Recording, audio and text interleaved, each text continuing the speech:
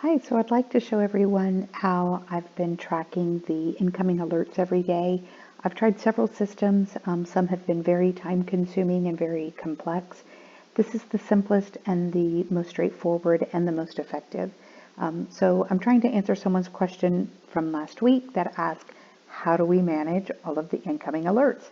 So I've gone ahead and copied a screenshot of the Java pit.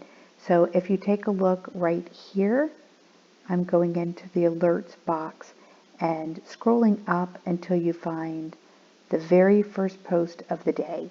And once you find that, then what you're going to want to do is just simply start a Word document and paste this into a Word document.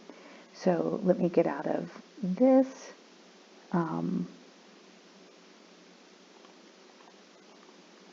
Okay, so I've already cut and pasted it. So now that I've shown you where to get it, I just have cut and pasted the entire day of alerts. Now you can also do this in the middle of the day, and I actually do it at 2 different to 3 different times every day.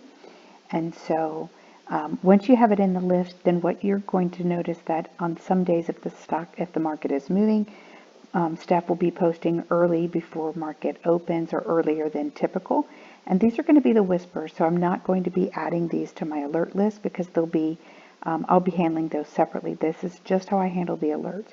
So I'm going to scroll down until I find the very first alert of the day, which in this case you can see here was at 9:54 and was VWO. So what I would do is highlight this, simply turn it yellow, and then I'm going to cut and paste that in my Thinkorswim platform and set alerts on that. But this is just the physical portion of this that I'm showing right now. So I've now turned this yellow, so I'm going to go through. Now I'm only doing this to the stocks. That's my kitty Monica, sorry. I promise you, has been fed. So this is just the stocks that I'm trading. So if I'm not trading a stock, then I'm not going to touch it. I'm going to leave it just like it shows. So I do trade GDX, so I'll be highlighting that, cutting and pasting it, putting it in my Thinkorswim watch list.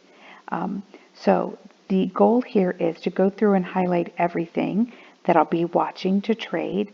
Now, if it's a new stock like this one for me, I've not traded CDEV, I'm going to be checking during market hours to see if the spread is acceptable to me.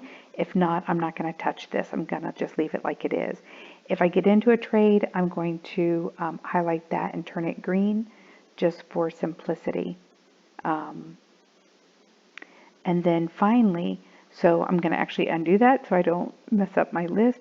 But what this is going to allow me to do is to scroll down and see all of the trades that haven't hit. And that means I can ignore anything that isn't yellow. I don't have to read it. I don't have to touch it. So the other thing that I've learned to do is at the end of the list of active alerts, if I type the word END, and then I can do a search at any time, and I can be taken to the very last active alert, and I can begin to scroll up from there to see if anything else is still active. If it's not active, so I would take this, highlight it, and turn this dark gray, and then the next time I'm going through the list, I'm not even going to have to look at it. So again, this is the most time-consuming, or least time-consuming, and most efficient. It also allows me to know that I'm not losing any potential trades.